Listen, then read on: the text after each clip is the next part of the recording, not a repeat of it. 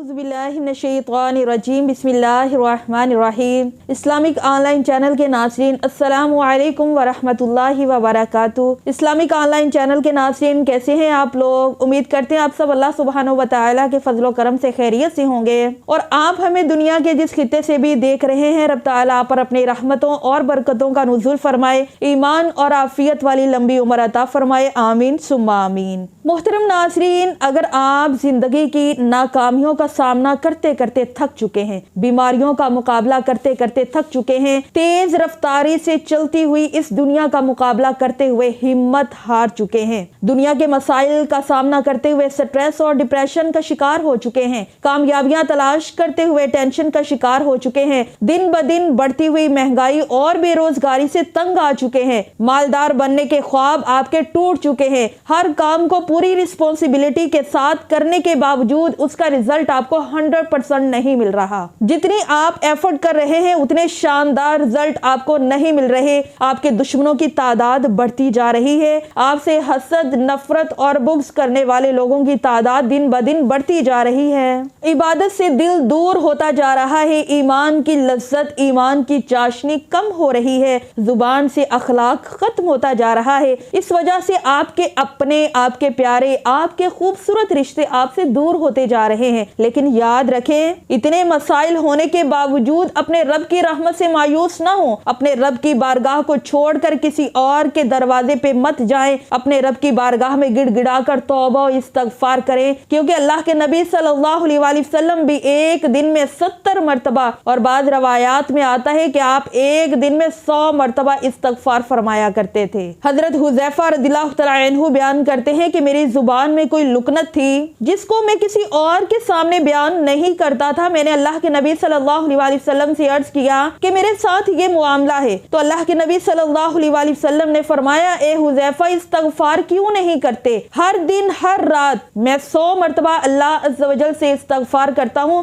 اور اس کی طرف توبہ کرتا ہوں۔ حضرت ابن عباس رضی اللہ تعالیٰ عنہ بیان کرتے ہیں کہ رسول اللہ صلی اللہ علیہ وآلہ وسلم نے فرمایا، جس نے استغفار کرنے کو اپنے اوپر لازم کر لیا، اللہ تبارک و تعالی اس کے لیے ہر مشکل سے ایک راستہ نکال دیتا ہے، ہر غم سے ایک خوشی نکال دیتا ہے، اور اس کو وہاں سے رزق دیتا ہے جہاں سے اس کا گمان بھی نہیں ہوتا۔ اور رب ذوالجلال جنت میں جب اپنے نیک بندے کا درجہ بہت بلند کرے گا تو وہ بندہ کہے گا، اے میرے رب مجھے یہ درجہ کہاں سے ملا؟ تو اللہ سبحانہ و تعالی فرمائے گا، اے بندہ مومن تجھے یہ مقام اس لیے ملا کہ تیری اولاد تیرے لیے استغفار کر رہی ہے۔ اور اللہ کے نبی صلی اللہ علیہ وآلہ وسلم نے فرمایا، اس شخص کو مبارک ہو جس کے نامہ اعمال میں کثرت کے ساتھ استغفار موجود ہوں۔ تو محترم ناظرین، اگر بے اولادی، رزق میں بے برکتی، گھریلو لڑائی جھگڑے جیسے مسائل کا سامنا کرنا پڑ رہا ہے تو روزانہ استغفار کو اپنے اوپر، اپنی زندگی میں لازم کر لو، کیونکہ حضرت نوح علیہ السلام کی قوم نے ایک لمبے عرصے تک حضرت نوح علیہ السلام کی جب نافرمانی کی تو اس کی سزا میں اللہ تبارک و تعالی نے ان سے بارش کو روک لیا،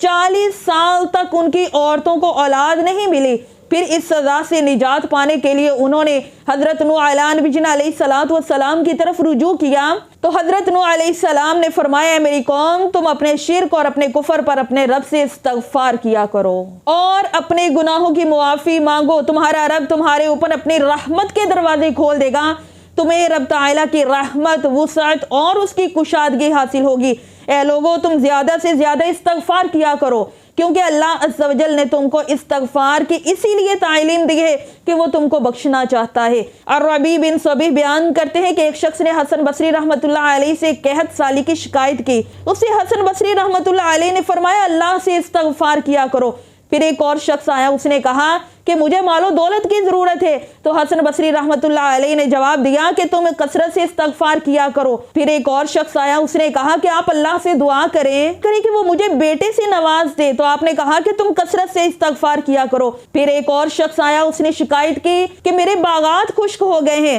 تو آپ نے اسے بھی یہی جواب دیا کہ اللہ سے استغفار کیا کرو۔ تو ہم نے حضرت حسن بصری رحمت اللہ علیہ سے کہا کہ آپ کے پاس مختلف لوگ مختلف شکایات لے کر آئے اور آپ نے سب کو استغفار کرنے کا حکم دیا، تو حضرت حسن بصری رحمت اللہ علیہ نے فرمایا، میں نے اپنی طرف سے کوئی بات نہیں کی، بلکہ قرآن پاک کی اس آیت کے مطابق میں نے جواب دیا ہے کہ جب حضرت نوح علیہ السلام نے اپنی قوم سے کہا کہ تم اپنے رب سے معافی طلب کرو، وہ بہت زیادہ معاف کرنے والا ہے، وہ تم پر موسلا دھار بارش نازل فرمائے گا اور تمہیں مالوں اور بیٹوں سے تمہاری مدد فرمائے گا،